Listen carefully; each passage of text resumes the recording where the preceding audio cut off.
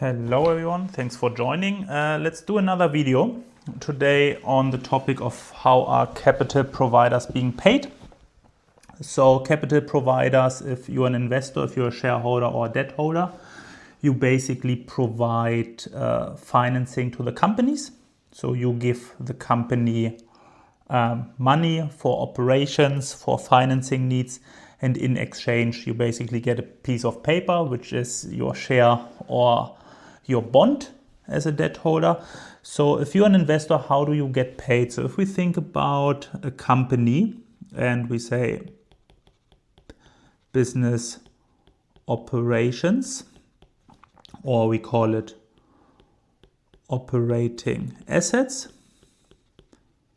These are your assets in your firm that basically create value, create cash when you sell a product, when you sell a service.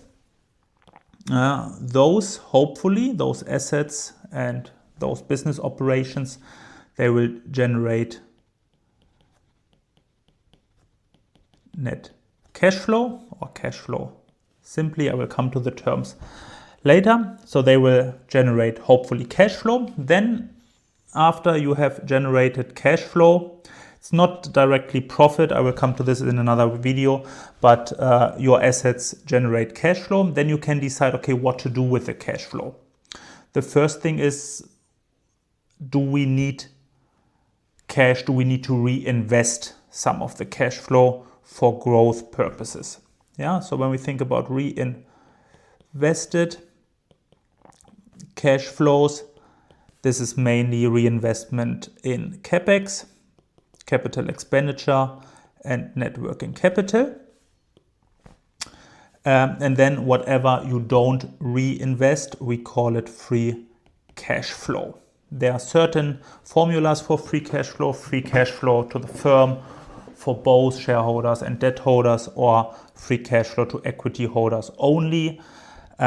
You may be familiar with the formula, and I will do another video on this. Free cash flow to firm equals EBIT times 1 minus tax amount plus D&A minus change in net working capital minus CapEx. Yeah, D&A, will come to this. I will cover this in another video. Non-cash item to be added. This one basically is in a more simplified form what you see here.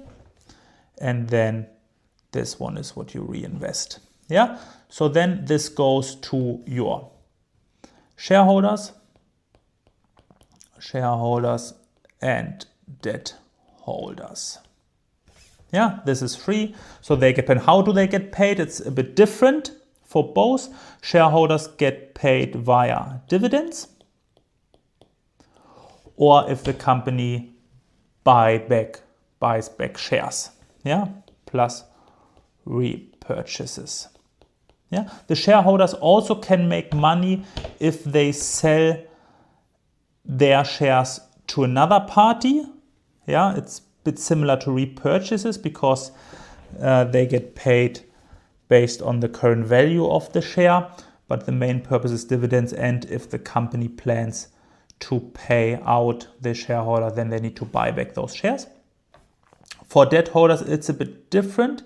It's interest, and I don't like to call it interest. These are the coupon payments. Come to this in a later video. Coupon payments plus then the principal. Principal is if you buy a bond for 100, then you get coupon payments over 10 years, 15 years, and so on.